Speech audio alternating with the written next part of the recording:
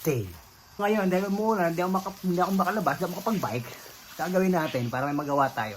Gagawa tayo ng 3 sangkap na sausawan o kaya pwede yung ilagay sa inyong mga kinakain kung ano man trip yung kainin. Ha! Ha! Ha!